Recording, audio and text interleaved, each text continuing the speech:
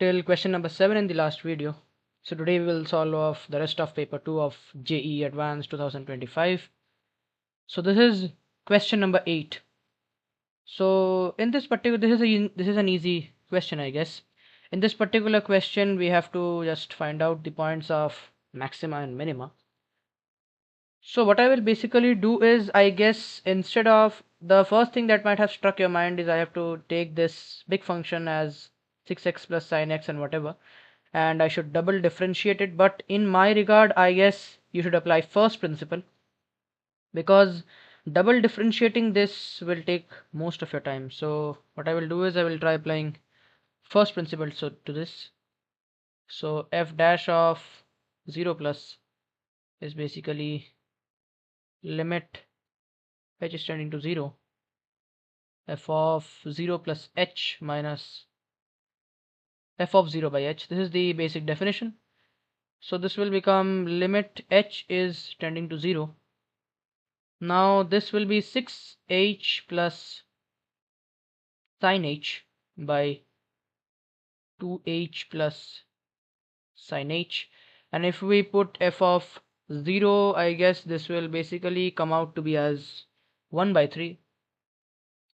Because, okay, wait a second. Okay, so this was actually 7 by 3 divided by h. And if we manipulate this a bit, I will do the manipulation for you guys. So this is what comes as the final value.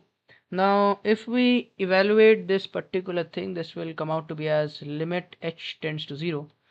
Above we have 4h and minus 4h. So what I can do is I can take this common out, 4 into h minus sine h, divided by this is what I will do is we'll just put this as 9h squared, because so as you guys know, this is basic fundamental rule of limits.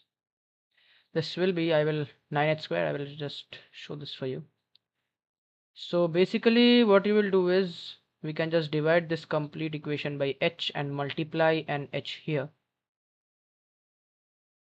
So this h and this h will get cancelled. Here we have 2, and limit h tends to 0, sin h by h is standard limit 1. So 2 plus 1 is 3. So this will automatically become 9h square. So now I am leaving this to you guys. Actually, in this particular part, what you can do is you can write it like this: limit h tends to 0, h minus sin h by h squared. This is a very standard limit. If you apply L'Hospitals to this thing, this will actually come out to be 0. I'm leaving this to you guys. So this is f dash 0 plus, because this is 0 plus. Okay, I forgot to put a plus here everywhere. Or you can also write this as 0, actually, no issues. So this will come out to be as 0 plus. Similarly, if you find out f dash 0 minus as well, one thing which you can observe from this function is actually 6x plus sin x by 2x plus sin x is actually an even function. If you put minus x instead of plus x, then all the minus from numerators and denominator will get commoned out and cancelled. So basically this will also come as 0 minus. You can do it, but again, if you observe carefully, you will get the same result eventually. So yeah, now so as we can see, if we draw this is 0. The sign is changing from negative towards positive. So basically it's decreasing and then increasing. So 0 is a point of minima. So here are, I guess, option B is correct and option A is wrong. Now we have to find out the number of points of local maxima of f in these intervals, and for this we have to actually manipulate and differentiate this huge function. So what I will do is I will write fx as equal to, I will try to reduce this by writing this 6x, this 6h here I'm showing, this is 6x. I can write this as 4x plus 2x. So the numerator and denominator on dividing individually will get cancelled, and this will become 1 plus 4x by 2x plus sin x. So if we try to find out f dash x now, 1 for 1 it will be 0. For 4x it will be 4 multiplied by 2x plus sin x minus, for 4x a constant, and for 2x plus sin x this will become 2 minus cos x divided by 2x plus sin x whole squared. So now I will manipulate this. So when we open up the brackets, this is what we get. So basically 8x and minus 8x will get cancelled. And now as we are finding out points of maxima and minima, we put this equal to 0, which is obvious. So this is of no value, already positive, and it is in the denominator. So 4 and 4 will get cancelled. So basically we will have sin x as equal to x cos x, or tan x as equal to x. So basically we will have to actually graph out this and find out the number of common solutions, which I will do for you. Okay, so I made a slight mistake here. This was minus, and this is tan x equal to minus x. Basically, if you actually solve for either plus or minus x, because plus and minus x are symmetric curves, so you will get actually the same fundamental result. So what I will do is I will try solving it for tan x equal to plus x actually, because the reason being, if you observe, wait, I will draw the graph. So here is approximately the graph of tan x. I have tried to draw it as neatly as I can. So now if we draw y equals to x, I will try to draw it roughly like this. So this will be somewhat here. Now if you actually observe carefully, you will find out that it is not intersecting exactly at pi or 2 pi. It is intersecting at some, like for example, if we see this, this is some pi plus some constant. It is not exactly 3 pi by 2, but it is pi plus some constant.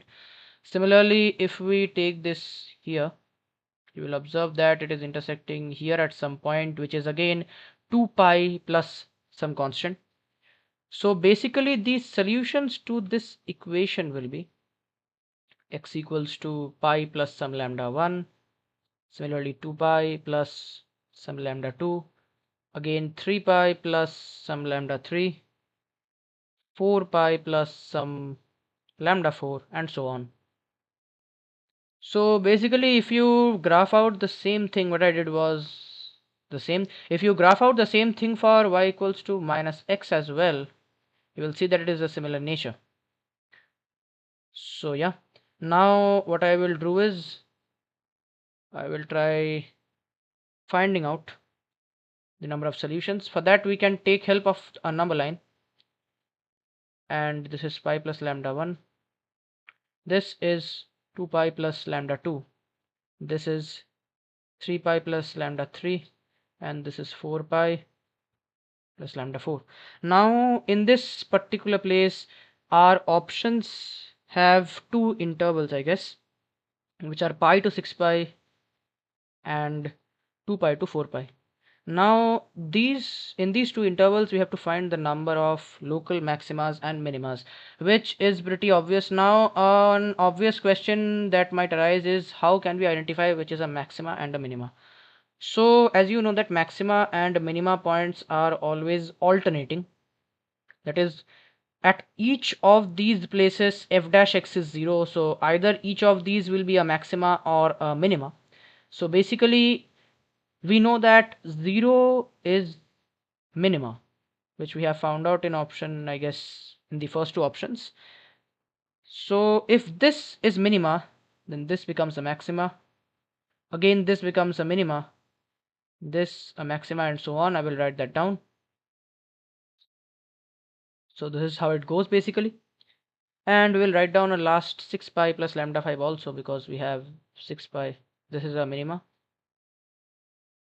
So if you observe in the first interval from pi to 6 pi, I guess I will just check once.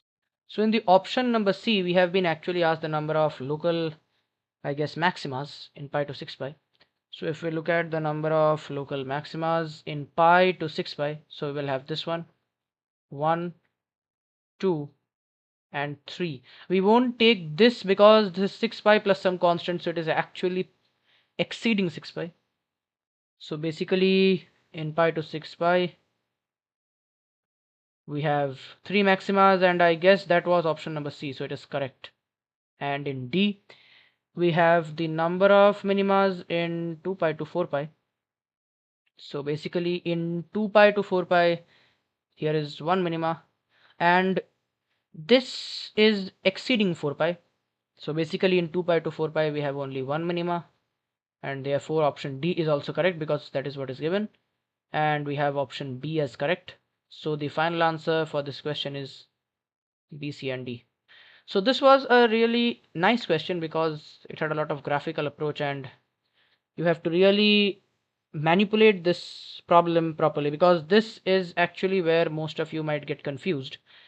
Because if you try double differentiating this equation, and even if your first part goes wrong, say if you find out this to be a maxima, then automatically your options C and D will go wrong. So you have to find this correctly as well. That is, you have to stay careful throughout the whole question.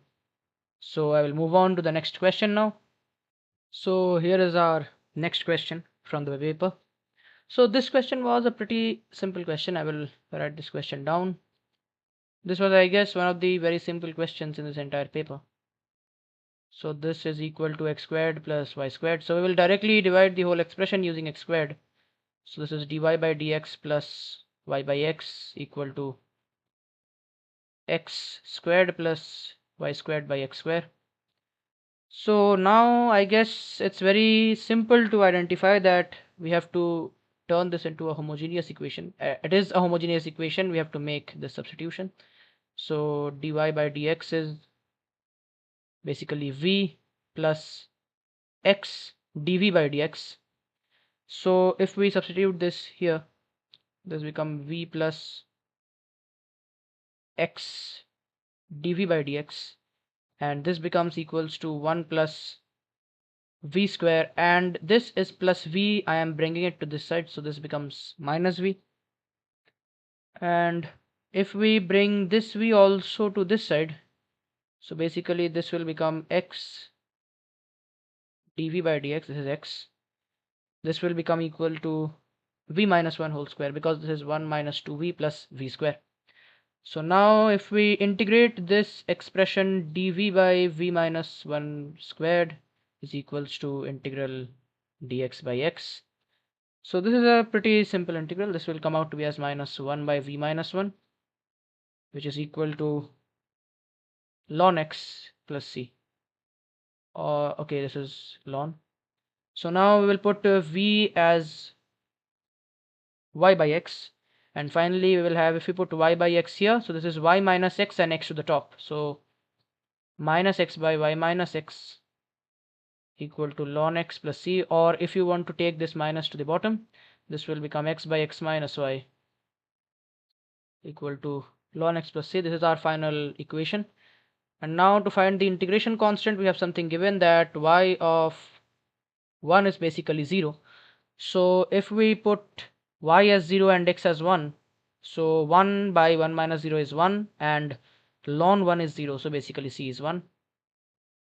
So I'm writing that out here. This is x by x minus y equals to ln x plus 1. Now we need to find y of e and y of e squared. So what I will do is, once if we put x equal to e, so this is e by e minus y equals to ln e is 1 plus 1 is 2. So from here e by 2 is equal to e minus y. So basically y of e is e by 2. Now for the second part, so for y of e squared, we will put e square x equal to e square. So this becomes e square by e square minus y, and ln of e square is 2 ln e, which is 2 plus 1. So this becomes e squared minus y as e squared by 3. So y becomes, or we can write this as y of e square. This becomes, I guess, 2 e square by 3. So now we have the answer ready. you have to put the expression. So this is 2 into y of e whole square is e square by 4, and this becomes 2 e square by 3. So if we cancel these out, this becomes 3 by 4. So our correct option or answer for this is 0.75. So this was a pretty easy question. I guess this was a boards level question. So yeah, let's proceed to the next one. So here is the next question. Okay, I will hide the answer. So this question is basically from binomial theorem, and this involves a very simple formula that we are taught when binomial theorem is going on, which is the formula for the maximum coefficient. So first I will write down the expression. This is 1 plus 2 by 5 x power 23 equals to sigma I equals to 0.23 ai x power I. Now the formula, okay, before proceeding with the formula, what I will tell is this is ai, which is equal to 23 ci 2 by 5 power I. This is basically the coefficient for any general term ai. So the formula for the greatest expression, I mean the maximum coefficient, is tr plus 1 by tr equals to, this is n minus r plus 1 by r. And generally for the general form, because we have 1 plus x power n, so we write x here, but because here we have 2 by 5x, so I will write 2 by 5x. So this is the formula. So basically we have to find out up till what greatest number this ratio is greater than 1. So now if we put the values of n, then this becomes n is 23 plus 1 24 minus r by r, and this is 2 by 5x.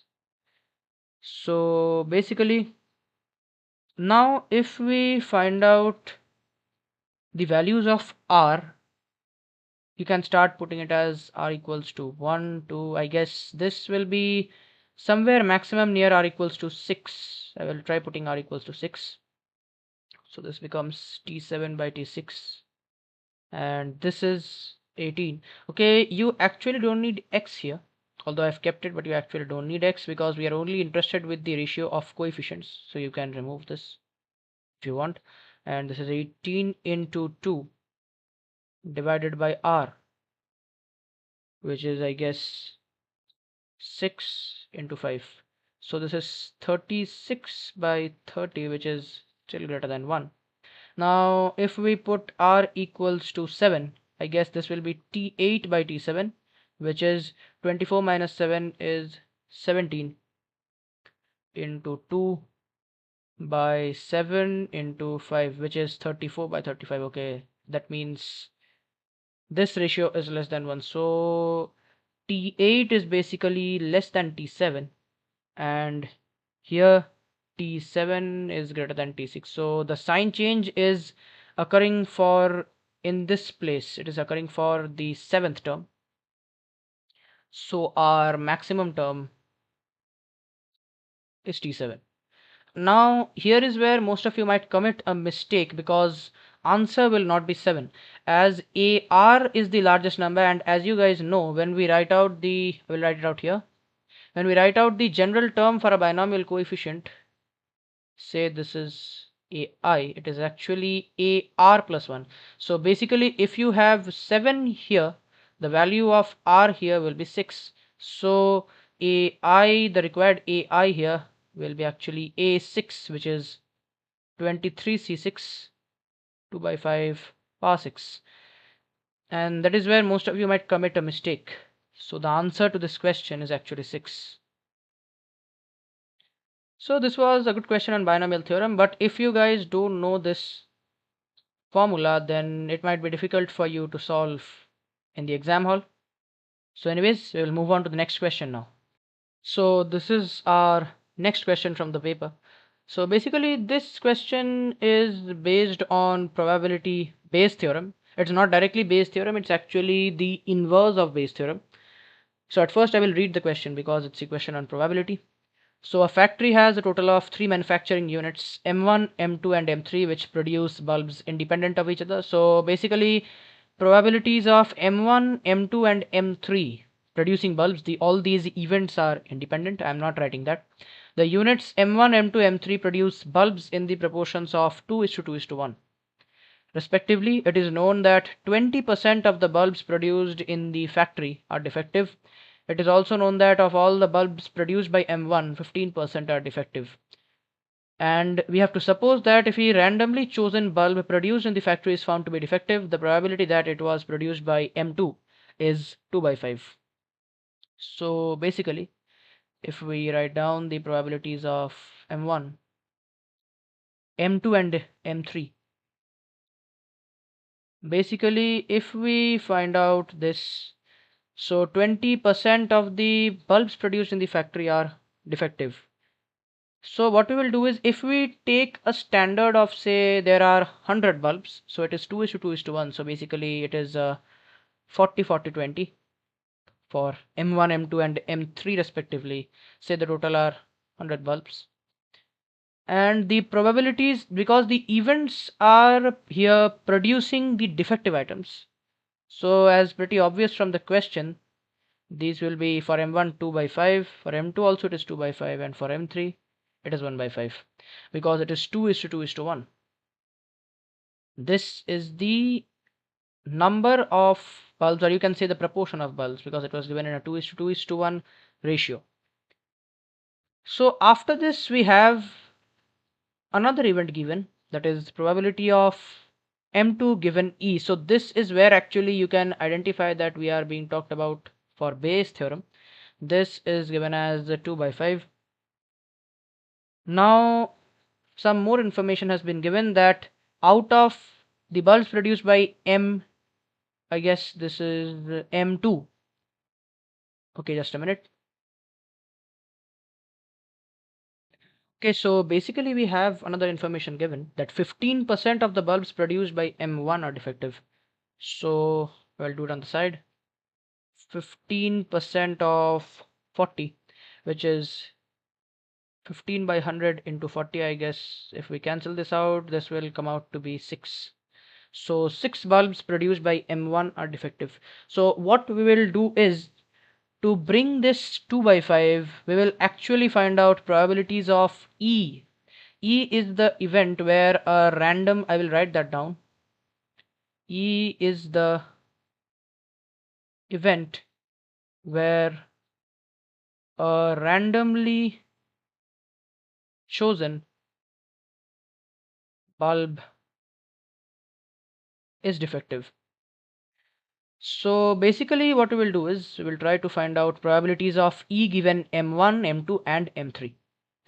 So probability of E given M1, this is pretty easy to find. This is 6 by 40, because we have already been given that it produces 6 defective bulbs. Now for probability of E given M2. Okay, before finding probability of E given M2, we will find E given M3 first. And I guess we can take this to be some x by 20. So automatically the probability of E given M2 will be 14 minus x by 40. Basically this was 2x by 40, so I have written it as x by 20. This is 14 minus x, because we know that 20 bulbs out of 100 bulbs are defective, as it is 20%. So it is 20 basically.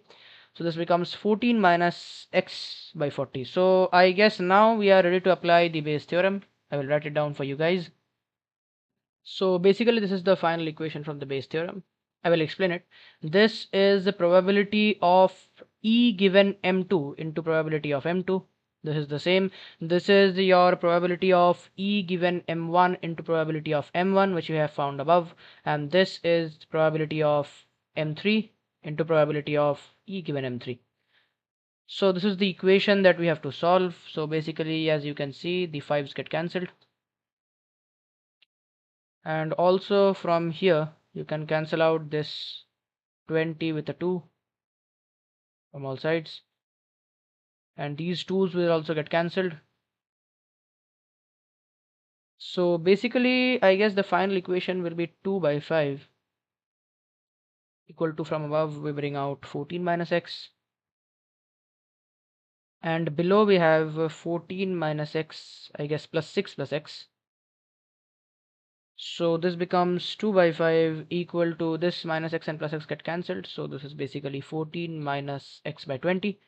This cancel this by 4, so 8 is 14 minus x, and x comes out to be 6. So now I guess, as per the question, I will read the question once. So as per the question, if a bulb is chosen randomly from the bulbs produced by M3, then the probability that it is defective. So basically we have to find out probability of E given M3, which is here. This is x by 20. So our x by 20, as we have x as 6, so this becomes 6 by 20, which is 3 by 10. So our final answer for this question will become 0.3. So this was also a very fundamental question on Bayes' theorem. Especially Bayes' theorem is actually one of the most important topics for JEE Advanced, and these type of questions have been also asked in PYQs. I don't remember the exact year, but there was such a big type of question in which we had 4 options. We had to find 4 different types of probabilities. So this is a very common scenario in PYQs, and this question is also not very difficult. I will now lead to the next question. So here is the next question from the paper. This question was a pretty simple question, and here actually they have played sort of trick and treat, because this x bar, y bar and z bar, all these numbers given, we will have actually no use of this. I will show you why. So if vectors x, y, capital X, capital Y and capital Z, all of them lie in a plane, so from here it is pretty obvious that the box product of x bar, y bar and z bar, or rather what we call it as scalar triple product, this will be 0. So now I will write it down. And one more thing, please be careful about the order here. This is in cyclic order. This is alpha beta minus 1, and this will become minus 1 alpha beta. Please see that these values are not in order, so this could lead to a calculation mistake. This is beta minus 1 and alpha multiplied by the vector small x, small y and small z, STP, scalar triple product. This is equal to 0. So basically this thing can't be 0, otherwise you can understand the question will have no value. So we will try manipulating this now. So on manipulating, this is what we get. Now if you rearrange this carefully, this will become actually alpha cube plus beta cube minus 1 as minus 3 alpha beta, and this is actually where the answer lies, because if you observe carefully, this thing is a cube plus b cube plus c cube. Here c is minus 1, which is equals to 3 times a, b and this is c, which is minus 1.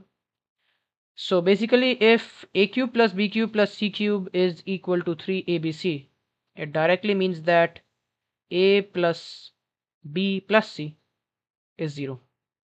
So that means that alpha plus beta equals to 1, and therefore we need to find the value of alpha plus beta minus 3, which is 1 minus 3. So the answer to this question is minus 2. So basically we didn't need the values of this x bar, y bar and it's x vector, y vector and z vector given in the question. This was sort of trick and treat, and from this year, please be careful, JEE Advanced is also introducing negative answers in the numerical type, because in this year the paper was a bit difficult because of this reason itself, because first there were too many integer type questions, secondly the paper 2 was tough, and in the third part questions have answers as negative, which has not been seen earlier, although it was written in the options, I mean the instructions. So always remember to read the instructions carefully in the paper. So yeah, we will proceed to the next question now. So this is the next question from the paper. So this question was also a short and sweet question on complex numbers. So basically we have a non-zero complex number z, and this is the argument of z, we all know that, and the argument of z has been bound between minus pi and pi, and so we actually need to work with omega, the cube root of unity. So I will write that down, that omega here, it is minus 1 plus root 3i by 2. So now let's write down this sum once. First I will write down the sum. This is sigma 2025 n equals to 1 from minus omega power n. Now if you have done enough questions, then this is something that you will know, that actually we have to segregate and separate the even part terms and the odd part terms. So I will do that. This is omega squared plus omega power 4 plus omega powered 2024 minus omega plus omega cube plus omega power 2025. So now if we look at the number of terms, then this particular thing will contain 1012 terms, and this would have contained 1012 terms if it was 2024, but now it is 2025, so it contains one extra odd term. So this is 1013 and this is 1012. Now as we know that the sum of the cube roots of unity is basically 0, and also we know that omega power 4n is 1. Now if we look into this particular thing, omega squared, if we take like trio pairs, or what can I say, we can group 3 terms each, like for example omega squared plus omega power 4 plus omega power 6. If you take omega squared common out from this, then this will become 1 plus omega squared into omega squared, which is basically 0. So if you divide this number, then you will have a remain by 3, you will have a remainder of 1. So the nearest number that 3 can divide, or the nearest multiple of 3, is 1011. So basically it is enough to conclude that this term will be left over here. So it is omega power 2024, and here we will have 2 terms left over. So basically they will be omega power 2023 plus omega power 2025. Here also, in all the other terms will get cancelled out in this same fashion. Now the question is almost done, so we can write this as omega square, and we can write this as omega, and putting a bracket, this as 1. And now we can substitute 1 plus omega as minus omega squared, so this becomes 2 omega square. So basically alpha is nothing but the argument of this 2 omega squared. So we know that omega squared is minus 1. I will write that it is minus 1 minus root 3i by 2. So basically we need to find out the argument of minus 1 minus root 3i. So here is the imaginary plane, and here is the point minus 1 comma minus root 3i on the imaginary plane. Now as we measure the argument from the positive x-axis in the clockwise direction, so in this particular case, basically argument of 2 omega squared here, which is alpha, this will actually become minus theta, which is minus 2 pi by 3. I hope this is pretty obvious because we are measuring this from the clockwise direction. So this was the quantity that we were required to find. So basically our answer will be 3 into minus 2 pi by 3 divided by pi. So 3 and 3 gets cancelled, and pi also gets cancelled. So the answer to this question is also minus 2. So this was a pretty short and sweet question on cube roots of unity. We will proceed to the next question now. So here is the next question. This is on inverse functions and differentiation. So basically we have two functions fx and gx, and we need to find out the derivative of f of g inverse, or you can say fog of, how should I say it? It is something like this, f o g inverse. We have to find out d dx of this. So at first what I will do is I will take g inverse x as some, say, h of x, because otherwise it will become clumsy. So at first what we will do is we will try differentiating this particular thing. So d dx of f of g inverse, here it means f of h of x. So basically it will mean f dash of h of x into h dash x. So we are required to find this at x equal to 2.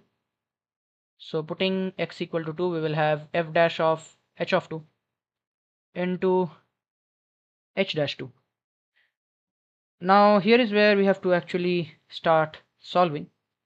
So at first I will try finding h of 2. So for that we will write g of x, which is 4 by 1 plus e power minus 2x. So one thing which you can actually say by observation is that g of 0, if we put x equal to 0 the power here, so this will become 4 by 2, which is 2. So h of 2, because h is the inverse function of g, so h of 2 will become 0. So basically we need to find f dash 0, this is 0, and h dash 2. So f of x is given as log x square plus 2x plus 4. So if we differentiate this, it's pretty simple. We will get x square plus 2x plus 4 in the denominator, and this will become 2x plus 2, which is 2 times x plus 1. So basically f dash 0 will become 2 by 4. All the other terms will get cancelled because it is 0, so this is half. So we have this as half. Now we will find out h dash 2. So to find out h dash 2, what you can do is, because it's an inverse function, so you can use the pretty simple formula, which is h dash x is minus 1 by g dash x. You can either use that, or what I will do is okay, it's not minus, it is plus 1 by g dash x. That is, the inverse function is equal to 1 by the original function's differentiation done at the point where the inverse function is reaching its value. So this is pretty complicated. So what I will do is I will write g of h of x as x. I will just use composition of functions to make it simpler, because this is the process I generally use. So as this is g inverse x, so you can understand why it is equal to x. So I will differentiate this. So basically g dash of h of x is into h dash x equals to x. Sorry, this is 1. And now if we put x equal to 2, this will become g dash of h of 2 into h dash 2 equal to 1. So now if we differentiate g of x, this will become g dash x equals to 8 into, now this thing is in the denominator, so it will get squared. I am writing this as e power minus 2x, say power minus 2, and now this will become e power minus 2x. Okay, this 8 came because we had 1 2 from here, and 1 minus came from here, and 1 minus came from this power, so they cancelled out and became plus, and 1 2 from here made the 4 8. So now we can find out g dash 0, which is basically 8 into 1 plus 1. I found out g dash 0 because from here, you can understand. So this is 8 into 1 plus 1 power minus 2, which is basically 2. So now we have g dash 0. Basically h dash 2 will be from here. It is 1 by g dash of h of 2. Now h of 2 is 0, so it is 1 by g dash 0. I'm sorry, I forgot to write that. After that you need to do the step. So we have h dash 2 ready. This is 1 by 2. So your final answer for this question is 1 by 4, which is 0.25. So this was a good question on functions and differentiation, a very fundamental question. So we will proceed to the next question now. So here is the next question. I guess this is the most simple question of this paper, because you have been solving sums like these from 10th standard in series and progressions and in various other chapters. Like, this is a very easy question with respect to JEE Advanced. So what we will basically do is, it is alpha equal to, so we have 60 61, a difference of sine 1. So we will just take a 1 by sine 1 here, and inside the bracket above all these terms there will be a sine 1 multiplied in the numerator, which we can basically write as sine 61 minus 60 divided by sine 60 sine 61. Similarly, this will be sine 63 minus 62 divided by sine 62 sine 63, and this will go on up till sine 119 minus 118 divided by sine of 118 sine 119. So if we now open up these brackets, I will show this in one step only. So this is basically sine a minus b, so sine a cos b minus cos a sine b. So now if we divide sine 62 by sine 63, then in the first step sine 63 gets cancelled, so it is cot 62, and in this one the sine 62 will get cancelled, so it is cot 63. So basically it's in the ascending order with minus in between, that is the cot of smaller angle minus cot of the larger angle. So this is cot 60 minus cot 61 plus cot 60 minus cot 63 and dot dot dot up till cot 118 minus cot 119. So from here it is very simple stuff. Basically this is cot of 180 minus 61, so this will become plus cot 61 because cot of, that cot of pi minus theta is minus cot theta. Only this much was required in the question actually. So this will become plus, and so this and this will get cancelled. Similarly, actually all the terms will get cancelled except this, because we don't have any 120 here, so this will remain, and rest all the terms will get cancelled.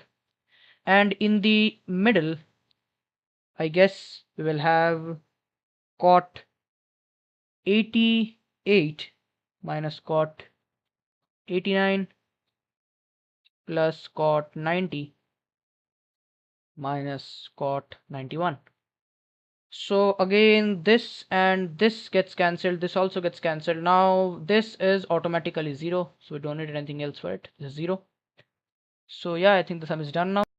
So basically alpha becomes cot 60 by sine 1,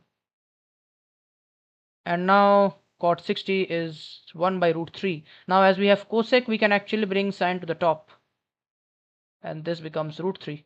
So if we interchange alpha to this side and then square up this equation, so cosec 1 by alpha whole squared becomes 3, which is the answer to this question. So this was a very simple question, maybe the simplest question in this entire paper. So now we will move on to the final question. So here is the final question for this paper, the 16th question. So here in this integral, if you look at the limits, this is 2.5. So basically you should get an idea automatically that I have to substitute x as some 1 by t. So these types of problems, I will give you an example. For example, if you do this integral 0 to 1 ln x by 1 minus x dx, I guess this was not 1 or infinity something, whatever. These type of questions most of you have done, and this is where you actually substitute this reciprocal, and here even the limits can actually help you to identify that you have to substitute this. So if we do this, this is alpha equals to integral half to 2 tan inverse x by 2x squared minus 3x plus 2 dx. Now I will substitute x as 1 by t. So here is what after the manipulation it looks like. This is dx equal to minus 1 by t squared dt, and after we put this we can just take the LCM, and using this minus sign I have just flipped the limits, and after manipulating this is what we get in the final place. As the variable doesn't matter, so I have just replaced t with x. So now we can add up this alpha and this alpha as 2 alpha, which gives us integral half to 2. And now tan inverse x plus tan inverse 1 by x means tan inverse x plus cot inverse x, which is pi by 2. So I'm writing it outside. This is pi by 2 divided by, pi by 2 into dx divided by 2 minus 3x plus 2x square. Now this is a very simple integral. This is just completing the square integral. So I will do it for you guys. So this is what it comes. I have just jumped a couple of steps. I have brought this 2 down, taken a 2 outside from this, so this becomes pi by 8, and this is how I have completed the square. So now it is very simple. This is pi by 8, and now this is a squared plus x squared under dt integral, which is tan inverse. So this will become 7 by 16, so 4 by root 7, tan inverse of x minus 3 by 4 divided by root 7 by 4. Now this part needs a bit of calculation, so I will do the calculation for you guys. So here is the complete calculation for this. So I have just put the limits, and this came out to be tan inverse of 5 by root 7, and this minus I have brought outside, so this is plus tan inverse of 1 by root 7. Now we don't have any problems for manipulating this, because if we take this as x and this as y, and so xy is basically less than 1, so we can simply apply our formula and no pi or anything will be introduced. And so here is the final result that we are getting. Now let's move on to the final result. So this was the final result that was asked to us. This is root 7 tan of 2 alpha root 7 by pi. So basically this thing has been framed in such a way so that all the unnecessary terms get cancelled and you get a numeric value. So pi and 2 root 7, this get cancelled. And now tan of tan inverse 3 root 7 will be 3 root 7 itself. So basically your final answer to this question is 21. So this was also a nice question on definite integrals, some fundamental properties. So that's all. This is paper 2 of JEE Advanced 2025 completed. So do like, share.